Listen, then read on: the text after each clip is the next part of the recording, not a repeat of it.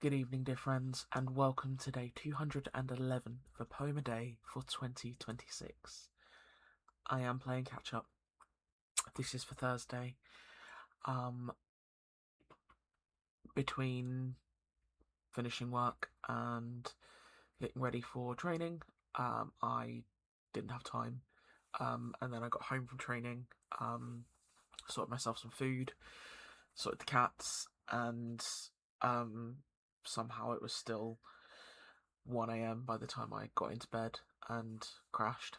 I was looking forward to maybe doing another dark recording, but no, the energy was not there. I apologise. Yesterday was rough. Pushing myself to go into the office on Wednesday, when I wouldn't normally, and the overwhelm and the overstimulation, coupled with then being far too hot at home and not being able to sleep properly or well. Yeah, no, really rough. But today has been better, and it's the end of the month. Obviously not in this video. Very wibbly wobbly timey wimey still. But I have 3 videos to record today, so I have Thursday's video, Friday's video, and the month end bonus video, which I'm really excited about. I've got bits prepared. So let's dive straight in for Thursday, in the Big Red Book. I hope that you're doing well. Aptly, our poem for 30th of July is entitled Heat, and the author is quite simply H.D. And our blurb reads as follows.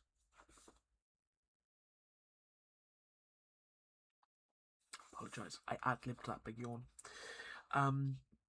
Hilda Doolittle, who published under the name H.D., was an American modernist poet, notable for her avant-garde and experimental style.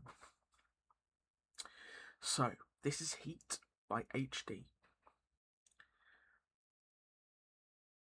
O wind, rend open the heat, cut apart the heat, rend it to tatters. Fruit cannot drop through this thick air, fruit cannot fall into heat, that presses up and blunts the points of pears and rounds the grapes. Cut the heat, plough through it, turning it on either side of your path.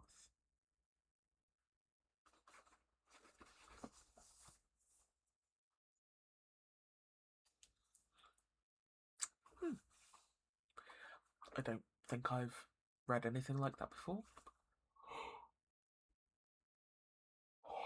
I'm very sorry. That was incredibly rude. I'm sorry. I must admit, like, this is probably me adding context where there isn't necessarily any there. But thinking about sort of the image that conjures up in my head when Doolittle was talking about the heat sort of cutting the points of pears and rounding the edges of grapes, my brain envisioned glass blowing and creating like glass fruit with that heat, and forming those shapes. Yeah, that's... I think it was last year. A friend of mine from Manchester, wonderful, wonderful woman, incredibly talented in so many ways. Also, big fan of Halloween. Sent me a video that had come across her social media, of these people in these creators in America, who were making very fancy blown glass pumpkins. And it transpired that they took custom ordered designs, and they had seasonal special designs and all sorts of stuff in a whole myriad of colours. And the videos were them. It showed you the whole process of forming the pumpkin, and the stems were very curly, and it showed you how they did that too. And as the algorithm goes, the more we watched, the more we were presented. And for about a week straight, we just kept sending each other. We were just playing tennis with videos of beautiful blown glass pumpkins. And it is a goal of mine to own not necessarily one of those, but a beautiful blown glass pumpkin. I do consider myself very lucky. Actually, it's here on my desk. And hopefully I can get it. This is a pottery item. Try and created by a wonderful creator.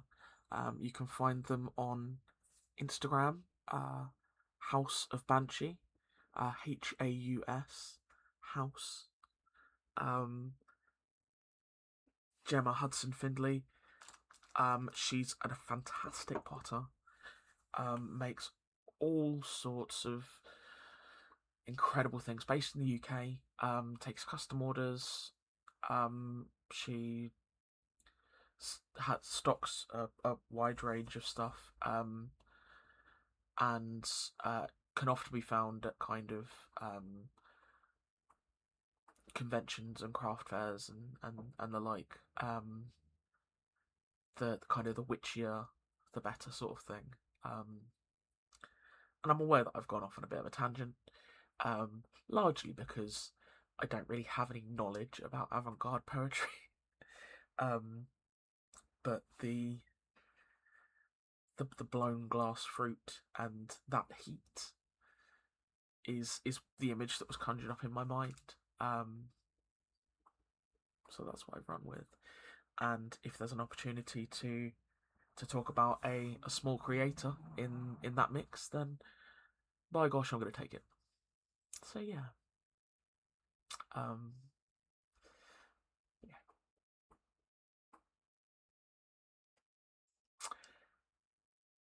If this is where you choose to pause your viewing this evening, folks, I hope that you have a peaceful evening, and that when we all get down to it, we are able to manage a very good night.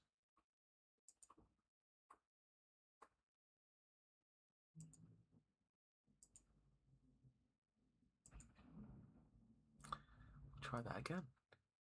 I hope that we're able to manage a very good night.